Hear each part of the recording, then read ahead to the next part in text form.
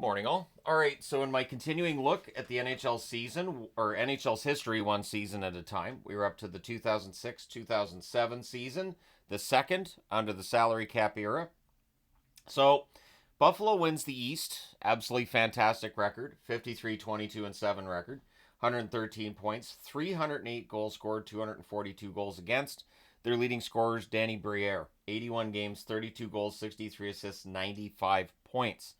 Right behind them, the New Jersey Devils, 49-24-9 record, 107 points, 216 goals for, 201 goals against. Elias is their leading scorer. 75 games, 21 goals, 48 assists for 69 points. The Atlanta Thrashers, it is the 1 year that Atlanta makes the playoffs. They win their division. They end up with 97 points, record of 43-28-11, 246 goals scored, 245 goals against. And Marian Hossa is a big part of the reason why. 82 games, 43 goals, 57 assists, 100 points. So Hossa, a big part of what's making Atlanta work. It doesn't last very long, but it is a successful season for the Thrashers nonetheless. Ottawa finishes with 105 points, 48-25-9 record, 288 goals scored, 222 goals against. Yes, Danny Heatley, 82 games, 50 goals, 55 assists, 105 points. 50 goals in 07 for Danny Heatley. The Pittsburgh Penguins, 47-24-11, 105 points as well, 277 goals scored, 246 goals against. Sidney Crosby, of course, the leading scorer. 79 games, 36 goals, 84 assists, 120 points. The New York Rangers finished 42-30-10, 94 points, 242 goals scored, 216 goals against. Jaromir Jagr, the leading scorer for the Rangers, 82 games, 30 goals, 66 assists, 96 points. He's only been in the NHL for almost 20 years and still nearly 100 points in a season. The Tampa Bay Lightning finished 44-33-5, so 93 points for them, 253 goals scored, 261 goals against. Vinny Lecavalier leads them in scoring 82 games, 52 goals, which was number one in the NHL that year, 56 assists, 108 points. The New York Islanders finished 40-30-12, 92 points. They qualified on the very last night of the schedule as Toronto fans. 248 goals scored, 240 goals against. And Jason Blake, who I believe was a former Maple Leaf, 82 games, 40 goals, 29 assists, 69 points to lead the Islanders in scoring. The Toronto Maple Leafs narrowly missed the playoffs, 40-31-11 record, 91 points, 258 goals scored, 269 goals against. Matt Sundin, still their leading scorer, 75 games, 27 goals, 49 assists, 76 points. The Montreal Canadiens, also outside the playoffs, 42-34-6 record for 90 points, 245 goals scored, 256 goals against. Saku Koivu, their leading scorer, 81 games, 22 goals, 53 assists, 75 points. The Carolina Hurricanes finished 40-34-8, 88 points for them. 241 goals scored, 253 goals against. Ray Whitney is their leading scorer, 81 games, 32 goals, 51 assists, 83 points. He doesn't know how to age either. The Florida Panthers, 35-31-16 record for 86 points. 247 goals scored, 257 goals against. Olli Jokinen had quite the year that season. 82 games, 39 goals, 52 assists for 91 points. The Boston Bruins, 35-41-6 record, 76 points, 219 goals scored, 289 goals against. Mark Savard, their leading scorer, 82 games, 22 goals, 74 assists for 96 points. The Washington Capitals, 28-40-14, 70 points, 235 goals scored, 286 goals against. So the Penguins, they pull themselves out of the mess they'd been in for a while. The Capitals have not done so as of yet, but they're led by Ovechkin in scoring. A disappointing season by his standards, 82 games, 46 goals, 46 assists, 92 points. Ovechkin, of course, will have totals that dwarf that in following seasons. The Philadelphia Flyers bottom out that season. They finished with 56 points, record of 22-48-12, 214 goals scored, 303 goals against. Simon Gagne is their leading scorer, 76 games, 41 goals, 27 assists, 68 points.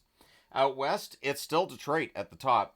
They finished 50-19-13, so 113 points for them. 254 goals scored, 199 goals against. Pavel Datsyuk is their leading scorer, 79 games, 27 goals, 60 assists for 87 points. The Anaheim Ducks, second in the West with 110 points, record of 48-20-14. 258 goals scored, 208 goals against. Teemu Selanne is the leading scorer for the Ducks that year. 82 games, 48 goals, 46 assists, 94 points. So very close to another 50-goal season for Selanne. The Vancouver Canucks, 49, 26, and 7 record, 105 points. 222 goals scored, 201 goals against. They are dragged to the playoffs that season by Roberto Luongo. But Sedin, as the Sedin twins, who were slow in their development, Sedin finally goes above a point per game, and that's Daniel leading him in scoring. 81 games, 36 goals, 48 assists for 84 points. The Nashville Predators are next at 51, 23, and 8, 110 points. 272 goals scored, 212 goals against. Paul Kariya, the leading scorer in Nashville, 82 games, 24 goals, 52 assists for 76 points. The San Jose Sharks finished 51, 26, and 5, so 107 points for them. 258 goals scored, 199 goals against. Joe Thornton is the leading scorer again. 82 games, 22 goals, 92 assists, 114 points for Thornton. The Dallas Stars finished 50, 25, and 7, 107 points, 226 goals scored, 197 goals against. Mike Ribeiro, the leading scorer, 81 games, 18 goals, 41 assists, 59 points. What makes it interesting is the Dallas and Vancouver meet in the first round, and both teams are ones that are struggling to score with great goaltending. So we get to the playoffs, that's kind of the storyline there. Minnesota finishes 48, 26, and 8, 104 points, 235 goals scored, 191 goals against. Brian Ralston, 78 games, 31 goals, 33 assists, 64 points to lead them in scoring. The Calgary Flames finished 43, 29, and 10, 96 points, so they make the playoffs. 258 goals scored, 226 goals against. Jerome McGinley leads them in scoring, 70 games, 39 goals, 55 assists for 94 points. Just below the playoff line reside the Colorado Avalanche, record of 44, 31, and 7, 95 points, 272 goals scored, 251 goals against. Joe Sakic, another one of those players not showing any signs of aging, 82 games, 36 goals, 64 assists, 100 points for Sakic. The St. Louis Blues finished 34, 35, and 13 for 81 points, 214 goals scored, 254 goals against. Doug Weight, their leading scorer, 82 games, 16 goals, 43 assists for 59 points. The Columbus Blue Jackets finished 33, 44, or 42, I should say, and 7, 73 points, 201 goals scored, 249 goals against. David Vaborny is their leading scorer, 82 games, 16 goals, 48 assists, 64 points for Vaborny. The Oilers, 32, 43, and 7 record, 71 points, 195 goals scored, I should say, 248 goals against. And Peter Sikora is their leading scorer, 82 games, 22 goals, 31 assists, 53 points. The Chicago Blackhawks, 31, 42, and 9 record, 71 points, 201 goals scored, 258 goals against. Martin Havlat, their leading scorer, 56 games played, 25 goals, 32 assists, 57 points for Havlat. The LA Kings, 27, 41, and 14 record, 68 points, 227 goals scored, 283 goals against. Mike Camilleri leads them in scoring that year, 81 games, 34 goals, 46 assists for 80 points. And the Phoenix Coyotes, last in the West, record of 31, 46, and 5, 67 points, 216 goals scored, 284 goals against. Shane Doan, their leading scorer, 73 games, 27 goals, 28 assists for 55 points. So there's all 30 teams, all 30 leading scorers. The cap increases that year by $5 million. It goes from $39 million in the first year of the salary cap to $44 million per team. So that's $150 million extra in salary cap space for everybody. Fewer penalties lead to fewer goals. You may have noticed that the scoring totals have come down. It's because there weren't as many power plays. Fewer power plays result in fewer goals. June 23rd of 2006, a pretty big day for Canuck fans. Florida trades Roberto Luongo and Lucas Krejcik. 2006 as well to the Canucks in exchange for Allen, Auld, and Bertuzzi. So Todd Bertuzzi, after the Steve Moore incident, it wasn't going to work in Vancouver. It was too much of a distraction. It was all the time in the press, and so Bertuzzi being moved to Florida made sense for him and for the team to move on as well. June 24th of 2006, the Leafs trade the rights to Tuukka Rask to the Boston Bruins in exchange for goaltender Andrew Raycroft. Raycroft had won the Calder Trophy not too long before that, but there was great debate at the time about whether or not this was a good move for the Toronto Maple Leafs, which, in hindsight, No, probably not. July 3rd of 2006, the Oilers trade Chris Pronger to the Ducks for Joffrey Lupul, Ladislav Schmid, a 2007 first, a 2008 first, which is used to draft Jordan Eberle, and a second-round draft pick that year as well, which became Travis Hamonic. So you'll notice I'm wearing Ducks gear because once Pronger goes to Anaheim, Anaheim's chances of winning the Cup go way through the roof. The Oilers go from a Stanley Cup finalist to not being a playoff team, and just that appearance of a player basically saying, I don't really want to be here, whether it was the player or it was his wife, whoever it was, the optics make it look like players don't want to go to Edmonton, and this would be a storyline for some time after that. And it really, to me anyways, it starts with the Pronger trade, is where we start to see that narrative starting up. Again, a narrative that we saw in the late 80s, early 90s, but then it was more about the fact that they weren't willing to pay the money to keep that dynasty together that was necessary to do so. February 27th of 2007, the Florida Panthers trade Todd Bertuzzi to the Wings for Sean Mathias in a 2007 second. So when Bertuzzi arrives in Florida, it doesn't work out all that well. He ends up being traded to Detroit for less than what Florida was willing to give up to get Bertuzzi, but Todd Bertuzzi would never be that power forward again.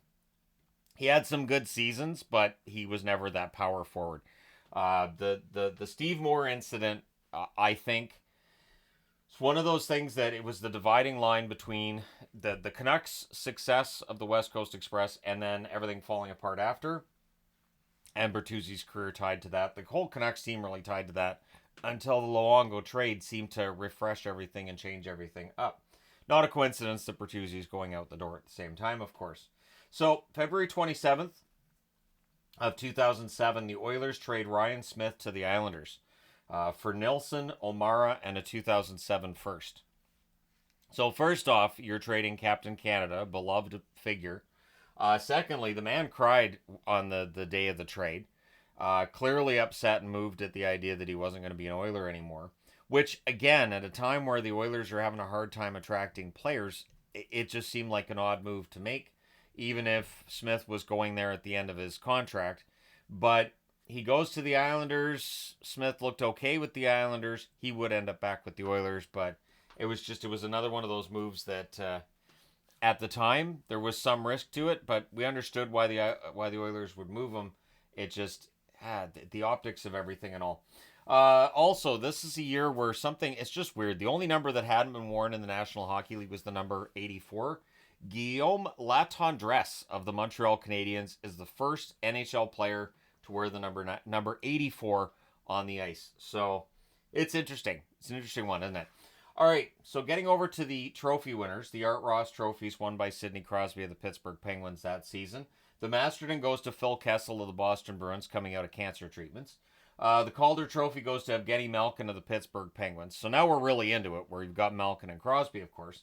The Conn Smythe goes to Scott Niedermayer of the Anaheim Ducks. Big part of the reason why Scott Niedermayer was this high on my list of the best defensemen I've seen play is after he got to Anaheim, he got better. So, yeah, Niedermayer, absolutely ridiculously good defenseman.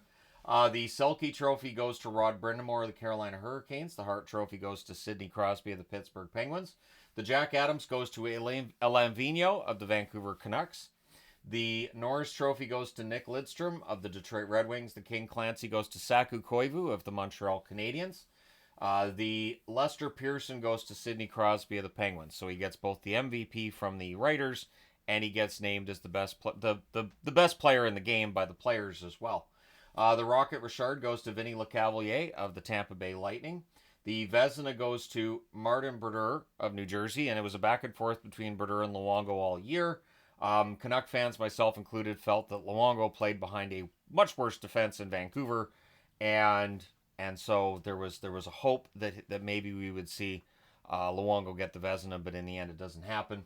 The Jennings Trophy goes to Nick Backstrom and Manny Fernandez of the Minnesota Wild, who only allowed 191 goals that season. The scoring leaders, I feel like I've already got all the scoring guys on the board, so we'll go with just the goaltenders here. Marty Brodeur does lead in wins. Record of 48, 23, and 7, 922 save percentage, 12 shutouts. Luongo's next up at 47, 22, and 6, 921 save percentage, 5 shutouts. Marc-Andre Fleury in Pittsburgh, 40, 16-9 record, 906 save percentage, 5 shutouts. Mika Kiprasov in Calgary, 40, 24-9 record, 917 save percentage, 7 shutouts. Ryan Miller in Buffalo, 40, 16-6 record, 911 save percentage, 2 shutouts. Dominic Hasek in Detroit, 38, 11-6 record, 913 save percentage, 8 shutouts. And Marty Turco in Dallas, 38, 20-5 record, 910 save percentage, 6 shutouts. Now, League All-Stars we'll discuss here. Down the middle, Sidney Crosby of Pittsburgh's first team. Vinny LeCavalier of Tampa Bay's second team All-Star. On the left side, Alex Ovechkin of the Caps' first team. Second team is Thomas Vanek of the Buffalo Sabres. On the right side, Danny Heatley of Ottawa's first team All-Star. Marty St. Louis of Tampa Bay's second team All-Star. On the blue line, Nick Lidstrom of Detroit and Scott Niedermayer of Anaheim are your first team All-Stars. Second team All-Stars, Dan Boyle of Tampa Bay and Chris Pronger in Anaheim. So Pronger and Niedermayer on the blue line. Just felt unfair to everybody else. And in net, Marty Brodeur of New Jersey's first team. Roberto Luongo in Vancouver is your second team All-Star. So we get to the playoffs. In the playoffs, San Jose knocks off Nashville 4-1. And Nashville had brought in Peter Forsberg, the Hall of Famer, Peter Forsberg, in order to try to get over the hump of the playoffs, and San Jose pushes them aside in the first round. Vancouver beats Dallas 4-3 in that first round. Pretty epic first round, pretty good solid first round for Marty Turco, but because Dallas loses in the first round, that's the narrative, that Turco can't win in the playoffs. Anaheim beats Minnesota 4-1. Detroit beats Calgary 4-2. Out east, Ottawa beats Pittsburgh 4-1. The Rangers sweep Atlanta, so Atlanta wins the division, but in the playoffs, the Rangers take them apart. The New Jersey Devils beat Tampa Bay 4-2, and Buffalo beats the Islanders 4-1. In the conference semifinals, Anaheim beats Vancouver in 5 games, and of course, famously, Luongo had to exit the game briefly in Game 5. And, I mean, he was a warrior. He did everything he could. But in the end, Vancouver just didn't have any answer against Anaheim. Detroit beats San Jose 4-2. Ottawa beats New Jersey 4-1. And Buffalo knocks off the Rangers 4-2 out east. Now, in the conference final, we have Anaheim on one side, Detroit on the other. Detroit wins at home 2-1. Anaheim then goes into Detroit and wins 4-3 in overtime. Detroit goes into Anaheim and wins 5-0, so they're up 2-1 there. Anaheim roars back with a 5-3 win in Game 4 to tie the series. Anaheim then wins in Detroit 2-1 in overtime, followed by a win at home 4-3 to win the series 4-2. In the East, Ottawa wins in Buffalo both games, 5-2 and 4-3. That second game in double overtime. And then Ottawa wins at home 1-0. They're up 3-0. Buffalo avoids the sweep with a 3-2 win in Ottawa. But then Ottawa goes into Buffalo and wins 3-2 in overtime to win and go all the way to the Stanley Cup final, where they would meet Anaheim. And Anaheim wasn't being denied that year. The Ducks 3-2 and 1-0 victories. Ottawa wins 5-3. Anaheim wins 3-2. And then Anaheim wins that final game by a score of 6-2. So Anaheim wins the series 4-1 over the Ottawa Senators. Again, that 6-2 win in Game 5 just took all the doubt out of it. Andy McDonald, the leading scorer for the Ducks, 5 goals, 2 assists for him. Corey Perry, 2 goals, 4 assists, and Ryan Getzlaf, 2 goals, 2 assists for the Ducks. Jaguar, 891 save percentage for him. Really solid playoffs. He didn't have to be as good during these playoffs as he did, say, in 03 when they lost in that final. Daniel Alfredsson, 4 goals and an assist in the final for Ottawa. Mike Fisher, 2 goals, 2 assists. Wade Redden had a goal and an assist as well. Ray Emery, 871 save percentage for Ottawa in the Stanley Cup final. So that's as close as Ottawa's been, and things would start to kind of turn against Ottawa a little bit not too long after. And for the Ducks, they do not repeat. They have not won a Stanley Cup again since. And it is interesting to me that they did win the Cup the year that they dropped the Mighty Ducks name, that they went to this jersey, which I remember looking at the time and going, so no logo then? Because to me, it kind of looked like a practice jersey. But then they won the Cup with it. And I was like, all right, well, you keep that for a while then, don't you? But anyways, there you go. Let me know your thoughts in the comments section below as always. Don't forget to hit like and subscribe in the event you've not done so already. Thank you guys so much for all your support as always. I will talk to you again soon.